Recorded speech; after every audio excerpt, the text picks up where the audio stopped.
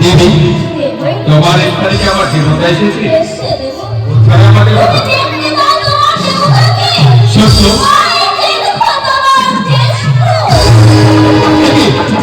দেবতা এটি পেট তুমি ধারণ করেছো, অধিবাস খাদ্য হয়েছে তোমার সম্পূর্ণ নিশীর প্রভাতে বসতে তুমি অযোধ্যা সিংহাসনে, তুমি হবে অযোধ্যা রাজা। আর এখানে সবাই গরিব দেশ কেন পড়েছে গরিব দেবতা? এই গরিব দেশে তো তোমায় মারায় না, একটিবার এই গরিব দেশ পরীক্ষা করে তুমি রাজবেশ ধারণ করো। তোমাকে মনে পড়ে না ছিল যেদিন কোনো বিশ্বাসের সঙ্গে আমাদের ভাষা হয়েছিল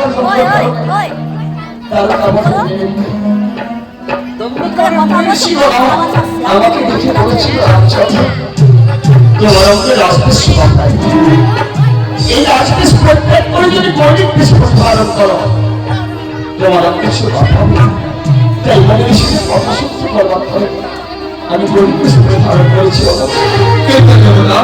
অধিবাস কার্য তোমার সম্পূর্ণ হয়ে গেছে, নিশীর প্রভাতে তো তুমি রাজা হবে। রাজার অঙ্গে গরিব বেশ তো মারায় না, তাই একটিবার তুমি এই গরিব বেশ পরিত্যাগ করে রাজবেশ ধারণ করো দেবতা। তাছাড়া আমার মনে পড়ছে তুমি রাজবেশ রাজ অলঙ্কার পরিত্যাগ করে গরিব বেশ হিসাবে ধারণ করেছো। এই গরিব বেশের মধ্যে হয়তো কোনো গুপ্ত রহস্য। হ্যাঁ দেবতা, হ্যাঁ আমি একান্তই জানতে চাই তুমি কেন রাজবেশ রাজ অলঙ্কার পরিত্যাগ করে এই হিসাবে গরিব বেশ করেছো ধারণ। সে কথা তুমি আমার কাছ থেকে জানতে চেয়েছো কেন দেবতা? কেন সে কথা আমি তোমায় বলতে পারবো? কেন বলতে পারবো না? শুধু এইটুকু আমি তোমাকে বলবো, এই সময় আমার সম্মুখে না থেকে অযোধ্যার প্রবেশের এখানে এমন কথা আমি সত্যটা যতক্ষণ না জানতে পারবো এই স্থান পরিত্যাগ করো না। আমার অন্তরে সন্দেহ করা দিচ্ছি, হয়তো এই অযোধ্যার কেউ তোমার অন্তরে আঘাত দিয়েছে, যার জন্য তুমি রাজবেশ রাজ অলঙ্কার পরিত্যাগ করে গরিব ধারণ করেছো। কেন দেবতা বলো, এ তোমার অন্তরে আঘাত দিয়েছে, আর কেন বা তুমি এই নিশা ভাগে গরিব বেশ করেছো ধারণ?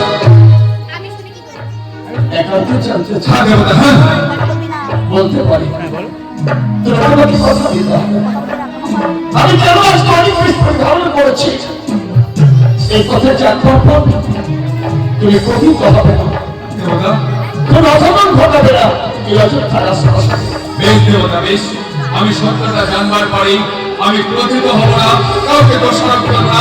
এবার বলো দেবতা, কেন তুমি এই নিজা ভাগে রাজবেশ রাজ অলঙ্কার পরিত্যাগ করে গরিব বেশ ধারণ করেছো? রাজা হওয়া আমার ভাগ্যে হলো না। কি বলছো তুমি? সারদাস, রাজা হওয়া তোমার ভাগ্যে হলো না, তোমার কথার অর্থ আমি কিছুই বুঝতে পারছি না। অধিবাস রাজ্যে তোমার সম্পূর্ণ করেছি, অযোধ্যার সকল প্রজার আনন্দে মেতে রয়েছে, নিশীর প্রভাতের অপেক্ষায়, নিশীর প্রভাতেই আমাকে রাজা রূপে দেখতে বলে সকলে আনন্দে মেতে রয়েছে।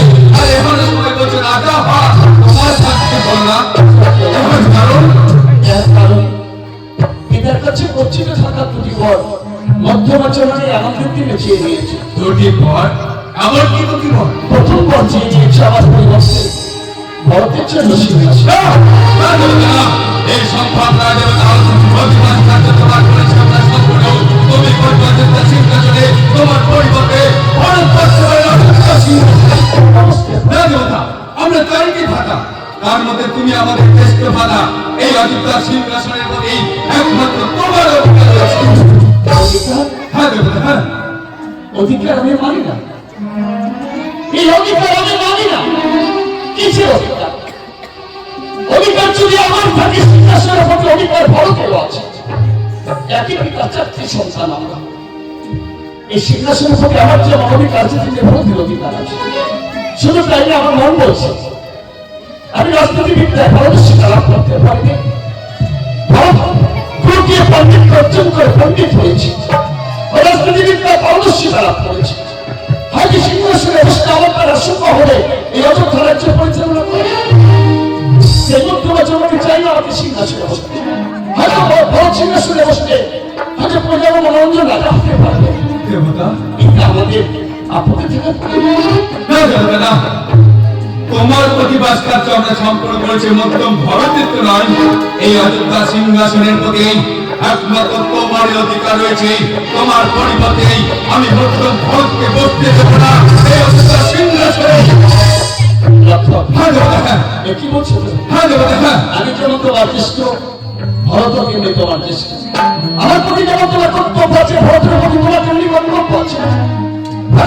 সিংহাসনে বসে অযোধ্যা রাজা হবে। তোমার কর্তব্য তার পাশে থেকে সর্বক্ষণ তার রাজনীতি বিন্দন যোগানো। শুধু তাই না, তার কারণ কি হয়েছে তোমার গর্ব করা উচিত। সে আমাদের মধ্যম বাতাসে পণ্ডিত অর্জন করে পণ্ডিত হয়েছে, অযোধ্যার যোগ্য রাজা। তোমার গর্ব করা উচিত। আর তার প্রতি তুমি না ভাই, এই কথা তোমার মুখে সেবা পাই না। না দেবতা না, এ আমার দ্বারা সম্ভব নয় দেবতা। আমি তো কত আশা, কত স্বপ্ন দেখেছিলাম তুমি অযোধ্যার সিংহাসনে বসে তুমি হবে অযোধ্যা রাজা, আর তোমার পাশে থেকে আমি হব তোমার প্রধান সেনাপতি। সেই আশা, সেই স্বপ্ন আমার কল্পনা হলো। কত দেবতা, আজকে মধ্যমা জনের আদেশ করেছে তোমায়, এই অন্যায় আদেশ দেবতা, এই অন্যায় আদেশ তুমি মেনে নিও, আমি তোমায় মেনে নিতে দেবো না দেবতা। হ্যাঁ দেবতা, হ্যাঁ, এই অন্যায় আদেশ তুমি মেনে নিও না দেবতা। তুমি অন্যায় আদেশ মেনে নিও না। আমি তোমাকে ছাড়া মধ্যম পড়তে চাই না এই অযোধ্যা রাজা রূপে। অন্যায় আদেশ?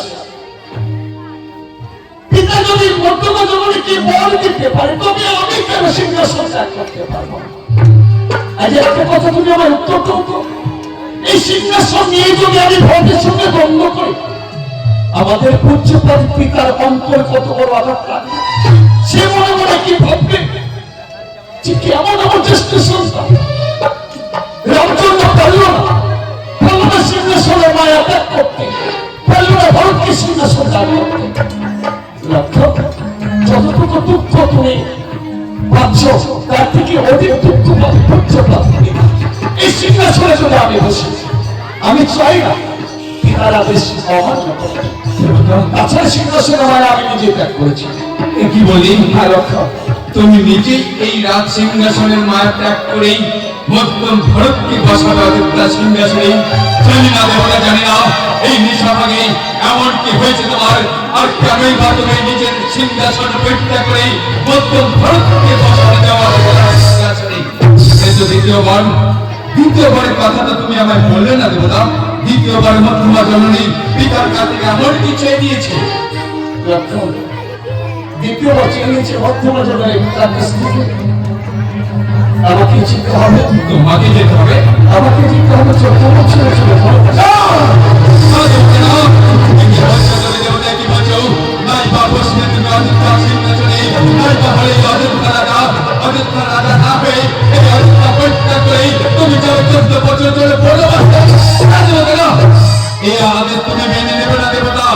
আমি তুমি অযোধ্যার নায়িকা রাজা হয়ে তার পরিবর্তে এই অযোধ্যা পরিত্যাগ করে যাবে, এই আদেশ আমি তোমায় মেনে নিতে দেবো না দেবতা। হ্যাঁ দেবতা, তুমি অযোধ্যার কাকে কাকে দেখে ভয় পাচ্ছ দেবতা? এই অযোধ্যার প্রজাগণদেরকে দেখে না দেবতা না, এই অযোধ্যার প্রজাগণদেরকে দেখে তুমি ভয় পাবে না দেবতা। একটি কথা মনে রাখবে, এই অযোধ্যার মাঝে তোমার পাশে কেউ না থাকো রয়েছে রাবণের লোকর, এই রাবণের লোকর এই অযোধ্যার সকল প্রজাগণদের হয়ে বিদ্রোহ ঘোষণা করবে। তথাপিও তোমার বনবাসে যেতে দেবে না দেবতা। লক্ষণ, এ কি বলছো তুমি?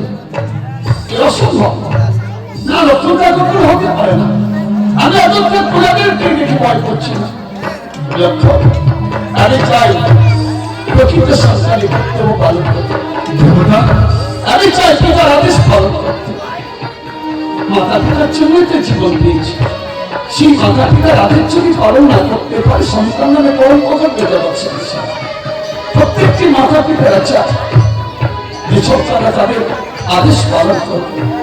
বলতে পারে লক্ষ্য, একজন এই সিংহাসনের মায়ায় আমরা দুটি ভাতা অযোধ্যার প্রজারা হয়তো দুপক্ষ হবে। এক পক্ষ হবে ভারতের, আর পক্ষ হবে তোমার প্রতি আমার। প্রজাদের মধ্যে দ্বন্দ্ব বসবে,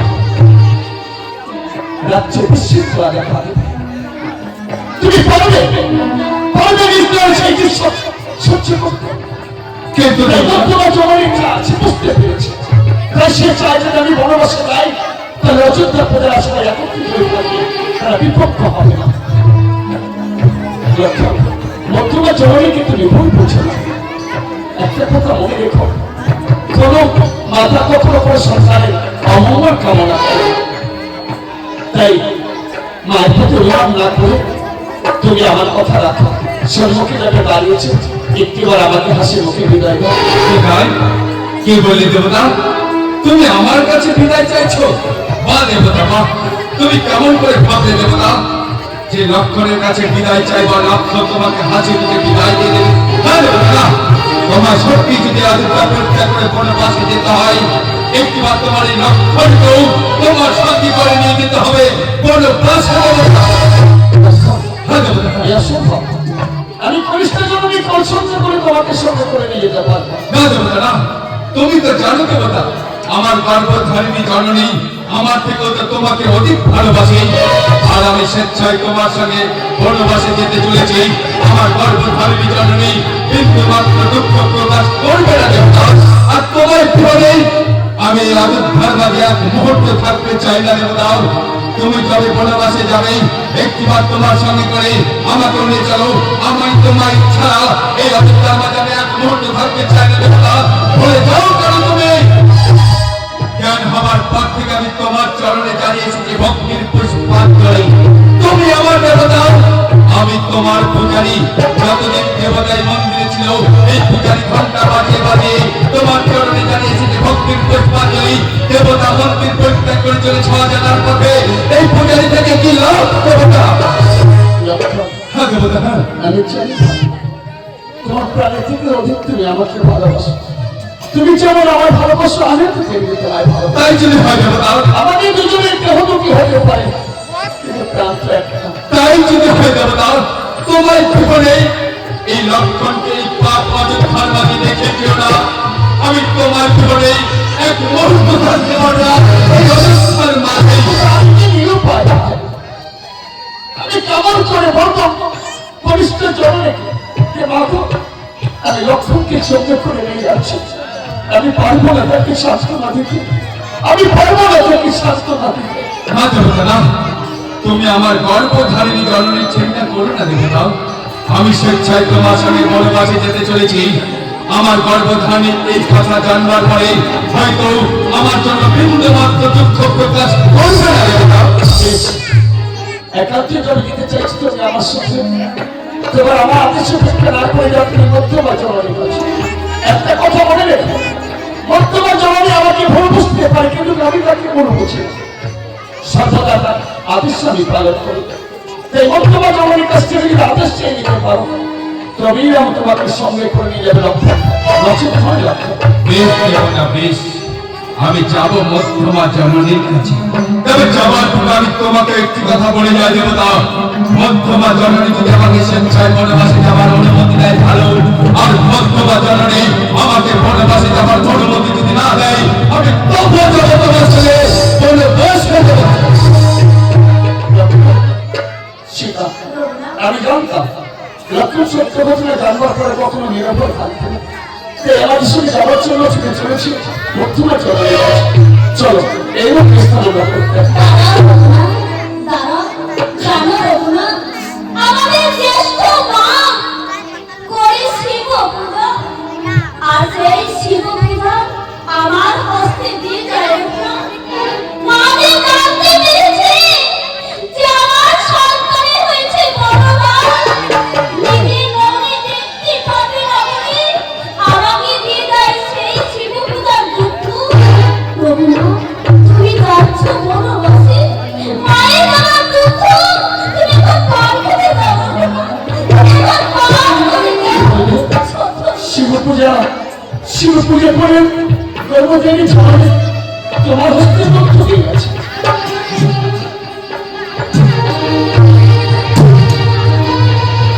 সেখানে দুঃখ করবার জন্য আমি বুঝতে পেরেছি তোমার অন্তরে ব্যথা। বিদায়ের পূর্বে আমার মুখটা রহস্য করতে পারবে না বলে সীতা হস্তে শিব পূজা করে শিব পূজা করতে দিয়ে গেছে। তবে আমার অন্ত বছরে আমি পারলাম না সন্তানের জীবনে করে পালন করতে।